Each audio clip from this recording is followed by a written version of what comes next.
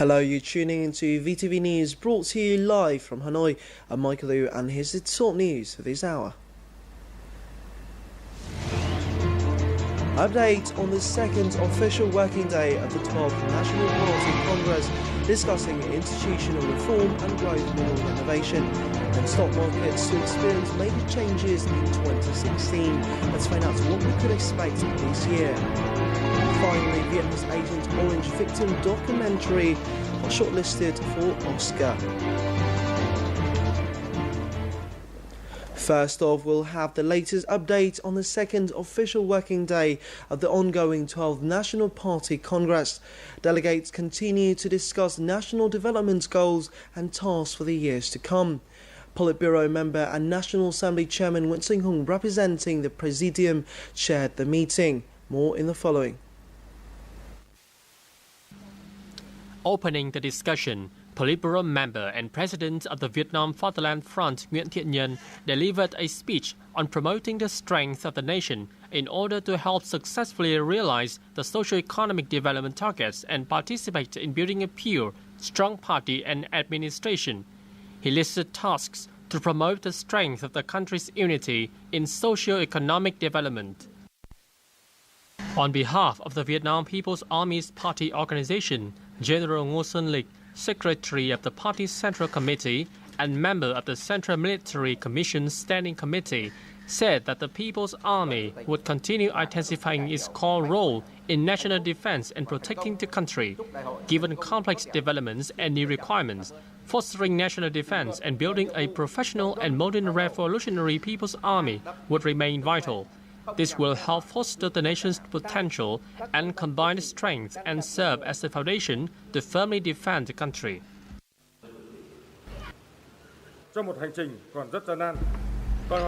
Also within the plenary session, many delegates expressed their opinions on how to promote leading economic sectors through sustainable strategies. Minister of Planning and Investment Bùi Quang Vinh noted that the most significant achievement of Vietnam for the last 30 years of renovation was the shift from centralized planning to a market economy. This has basically changed the lives of every Vietnamese and improved the average income per capita by fourfold. Other speakers, including Minister of Transport Đinh La Thăng and member of the Party Central Committee, Minister of Health Nguyễn Thị Kim Tiến, also presented their reports. Delegates also shared experiences and proposed measures to successfully develop a socialist-oriented market economy in the context of increasingly intensive and extensive international integration. In order to achieve this goal, Vice Secretary of the Hanoi Party Committee and Chairman of the Municipal People's Committee Nguyễn Đức Trung said the perfection of institution is a must. Meanwhile, Central Committee member and Vice Secretary of the Party Committee and Chairman of the People's Committee of Ho Chi Minh City Nguyễn Thành Phong highlighted major solutions to improve growth quality and competitive capacity. These include reforming public administrative procedures and public finance. Overall, 22 presentations by delegates were heard on the second official working day of the 12th National Party Congress. Well, today, January the 23rd, delegates will continue to hear documents and reports about personnel training for the 12th Party Central Committee. Now let's move on to some other news. The documents for the 12th National Party Congress were highly valued for their content, especially the stress on the development of the Communist Party of Vietnam and the private sector. According to the delegates, the party has introduced effective measures to tackle current issues. One of the most noticeable subjects mentioned in the documents has been the promotion of democracy. The subject was discussed throughout the political report submitted to the Congress. Delegates agreed that the party expressed profound awareness of the democracy, which is essential to the development of the country. The report mentioned a deep and comprehensive view of the democracy. The Communist Party of Vietnam has always mentioned democracy since its establishment. However, the term has not been fully understood. In some places, people take advantage of democracy or spread it in an extreme way, which is not tolerable. This Congress discussed a lot about democracy and I believe that only democracy in accordance with the rules of our party will prove successful. The documents also identified the need to enhance political viewpoints, organization, and morality among party members. The delegates highly valued the phrase morality being added to the documents. It is absolutely right to stress the need to strengthen our party in terms of morality. It is the degradation of political viewpoints and morality in recent years that weakened the capability of the party as well as the confidence of citizens in the party. Besides discussing the documents of the 12th National Party Congress, the delegates also appreciated the solutions mentioned in the political report in building the party. The viewpoints noted in the report aim to consistently comply with the resolution on party building issued at the 11th Party Central Committee's 4th meeting. The Communist Party of Vietnam aims for morality. The Central Committee resolution must be implemented since each member of the party is also an exemplary figure in terms of the public. In that way, confidence in the party will be enhanced. One of the 6 main objectives of the 12th National Party Congress is to promote the building and regulation of the party. The objective was also the first to be mentioned by Party General Secretary Nguyễn Phú Trọng in the report of the 11th Party Central Committee regarding the documents submitted to the 12th National Party Congress. According to the delegates, measures mentioned at the Congress created a basis to build a pure, strong party and administration. Moving on to some other news, now the 10th National Congress of the Lao People's Revolutionary Party wrapped up on Friday after electing Bunhang Vorachith as the new party General Secretary of the Central Committee of the LPRP. The 5-day Congress also elected a 69-member Central Committee with 8 alternate members, 11 members of the Political Bureau and 9 members of the Secretariat.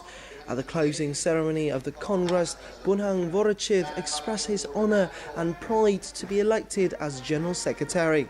He also urged the members of the LPRP as well as all Laotian citizens to fulfil the goals set at the National Congress to make Laos a developing country with high average income by 2020. Now moving on to some economic news, a conference on stock market development plans for 2016 held on Friday sets out the major target of upgrading Vietnam to emerging market status. With various global financial fluctuations, the domestic stock market is expected to see fundamental changes this year. Since the beginning of the year, Vietnam's stock market witnessed a $5 billion plummet in value, which was also reflected by global downward trends. However, the stock market has improved through greater transparency and other stable basic factors. Vietnam will suffer from the global market downtrend, as we have seen. We've made some significant adjustments since early this year. Meanwhile, the expected growth rate still remains positive, about 6%.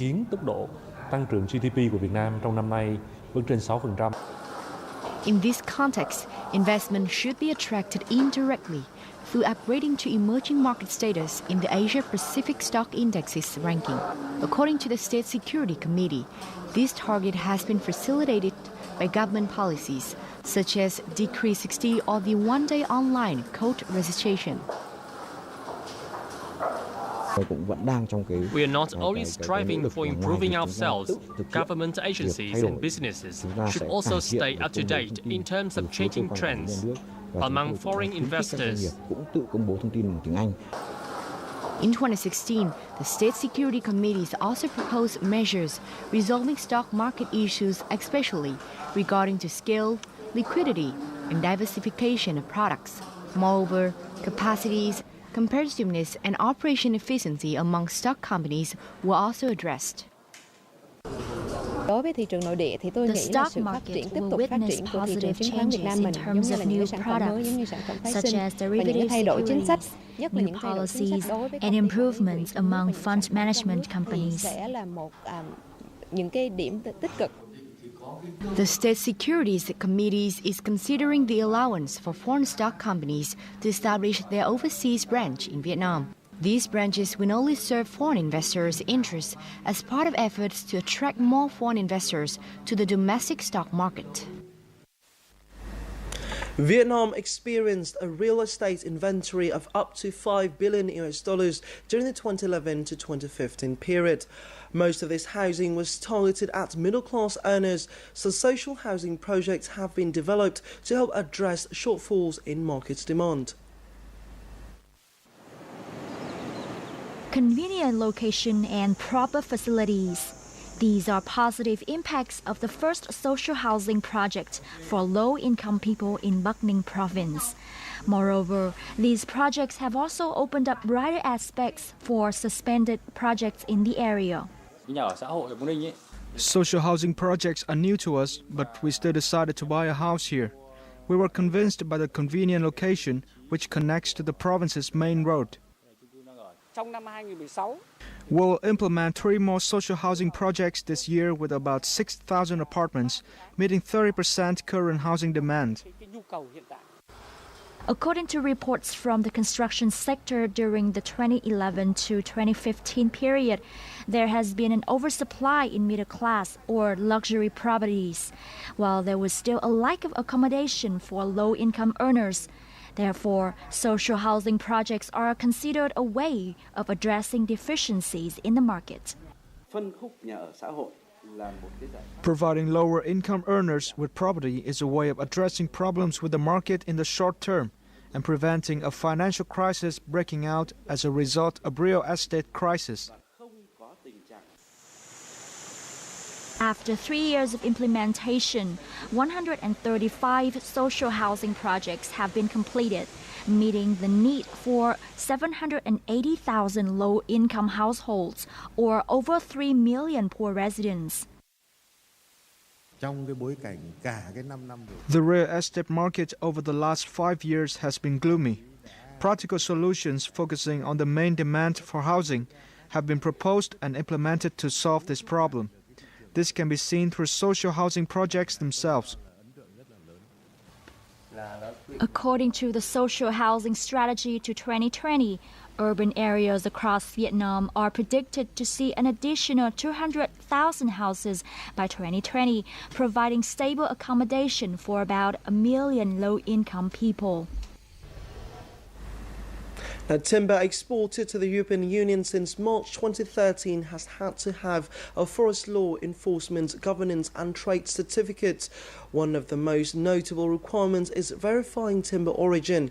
A set of tools to manage this procedure has been introduced to Vietnamese businesses to help them meet requirements and better penetrate the EU market. This enterprise has been exporting timber to the EU for 8 years. Previously, it was not aware of the notion of legal timber following EU regulations. After participating in a project by NEPCON in 2014, the company was given a set of tools to manage timber origin. Before, we were not very active in our business. We submit whatever documents asked of us. Now, we understand the standards and have a way to verify timber origin to meet requirements.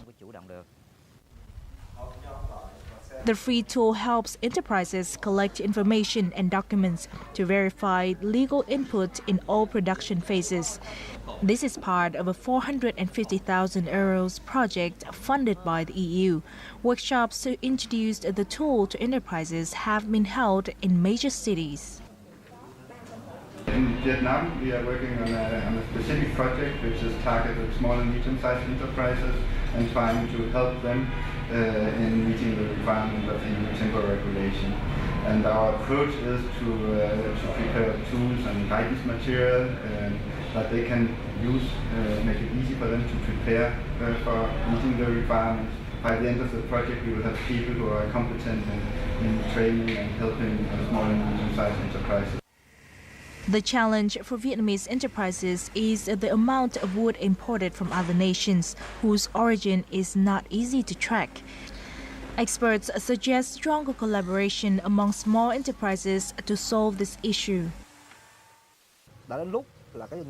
It is high time small businesses cooperate and share reliable input sources. This way, they will have a better chance to develop and make the most out of the tunes. Not only the EU, but the US, Australia, New Zealand, and South Korea have also issued specific guidelines for imported timber. This set of tools will help Vietnamese enterprises penetrate the EU as well as other potential markets. Still to come on VTV News, Vietnam welcomes its first surrogate baby. What is its significance? In Vietnamese Agent Orange Victim documentary shortlisted for Oscar. Stay tuned for more to come right after the break.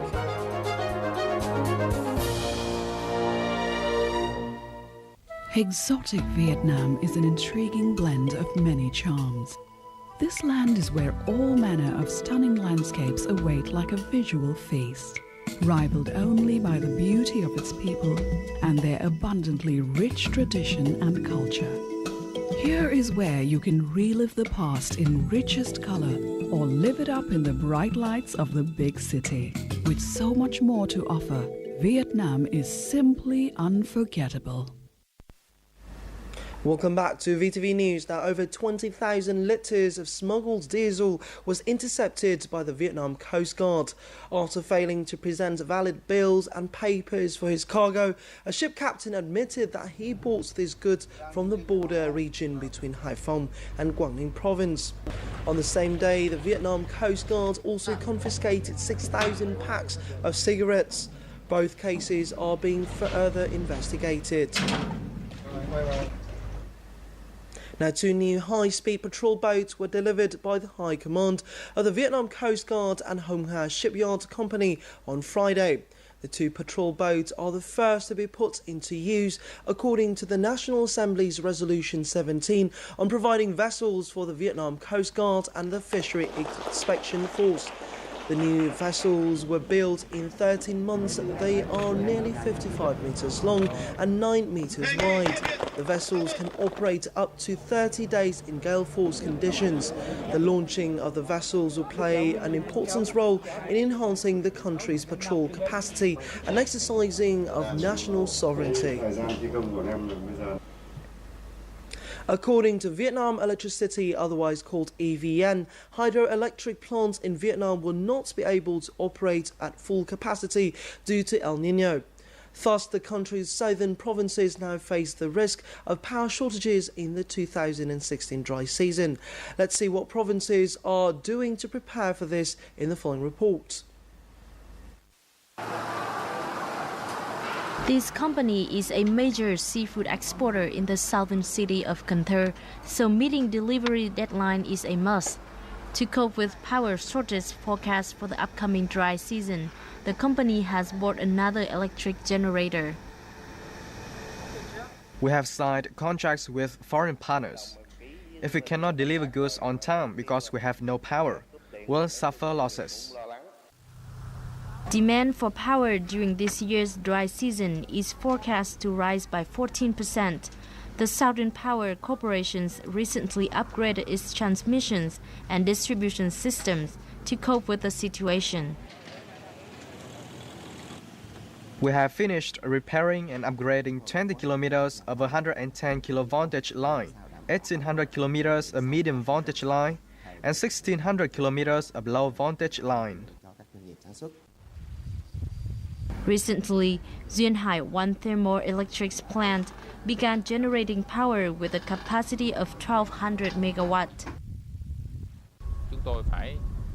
We have improved the waterway to the plant to ensure coal supplies. We have also stored enough spare parts to prepare for any technical problems. With recent upgrade projects and new facilities in operation, the southern regions will more likely enjoy a stable supply of power in the upcoming dry season. Now, inhabitants of An Binh Islet, 30 kilometres off the coast of central Ngay province, will have access to power before the Lunar New Year. A diesel-powered generator system will provide full-time electricity for over 500 islanders. The project, directed by Vietnam Electricity, otherwise called EVN, will provide prolonged energy for living and production on the islet. EVN has 12 days to prepare the necessary equipment, 10 days to implement the project, and 3 days to complete it. The project so far is on track and will be completed on time. The final stage of the first Vietnam Maker Contest for Young Inventors, held in conjunction with Intel Galileo, took place yesterday. The event was jointly organised by the Youth Union's Central Committee, Ministry of Science and Technology and Ministry of Information and Communications. The first prize was awarded to a safe wheelchair by a group of students from Hưng Yên University of Technology and Education. The wheelchair can be controlled by head movement and smartphone and is linked to a hotline at the tap of a button. Held for engineering students, the event was started in August 2015 and attracted 141 entries from students of 31 universities.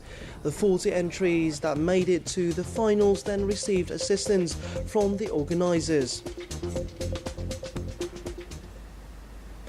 After Vietnam's law on marriage and family allows close relatives to become surrogates mothers, the first case of surrogates baby had been performed yesterday morning at the Hanoi-based Central Maternity Hospital.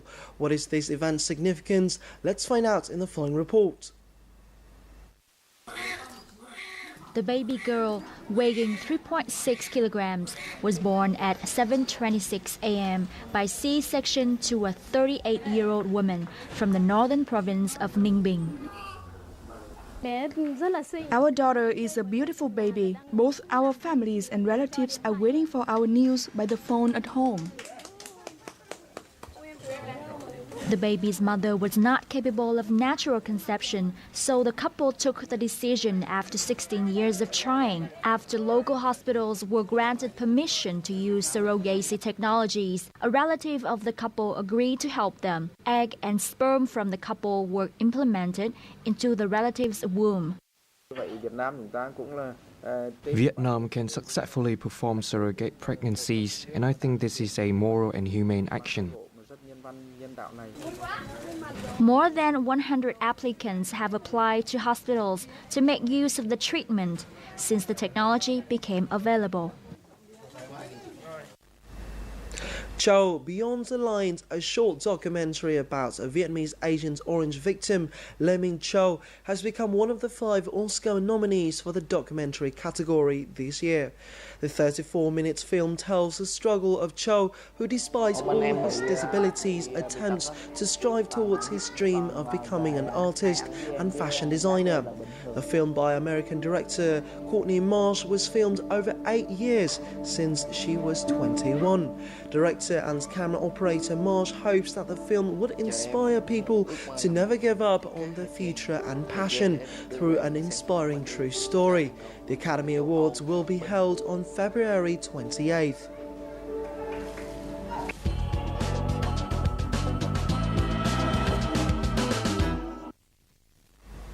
Now, food presentation and decoration have become an essential part of cuisine.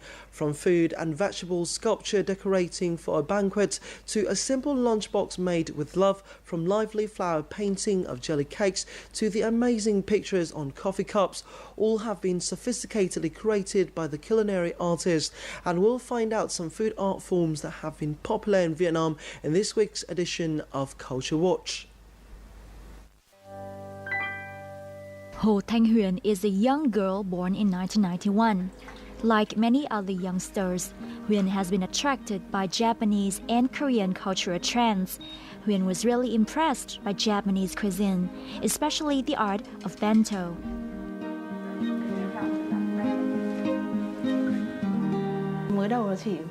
Bento is not merely a lunchbox. It has become an art that requires meticulous care when it comes to its appearance. Bento is a Japanese term for a box lunch. With simple ingredients and skillful hands, as well as their creativity, Japanese people have created various colorful and artistic bento lunchboxes. Nowadays, bento boxes have gone beyond Japan to different countries around the world, including Vietnam. At first, I just intended to make small bento lunchbox to give to my friends and relatives. Gradually, I wanted to introduce this art to more Vietnamese young people, as now many youngsters fall in love with Japanese and Korean cuisine, so they wanted to learn how to make such cute bento lunchboxes.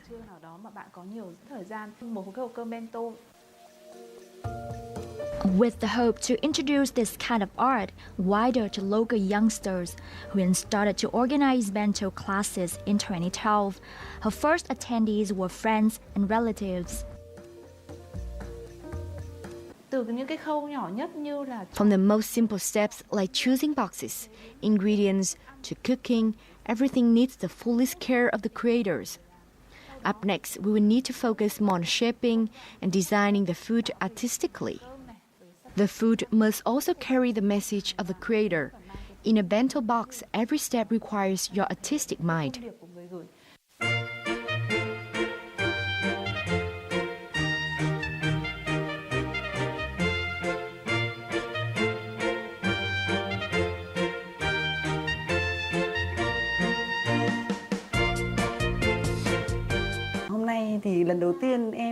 This is the first time I have been taught to make these beautiful lunch boxes for my children.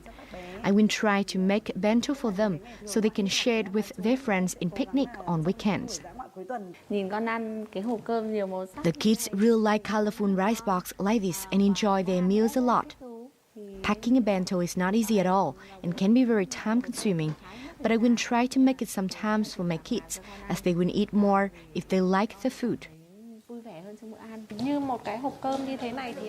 A bento box like this is very healthy and nutritious, with both vegetables and meat. It's very good not only for kids but also for adults as well. So if you have a little time for lunch preparation, think of doing a bento box. With your endless imagination, a simple lunchbox will become more appealing and interesting, even an artwork. Now let's check out the latest weather forecast.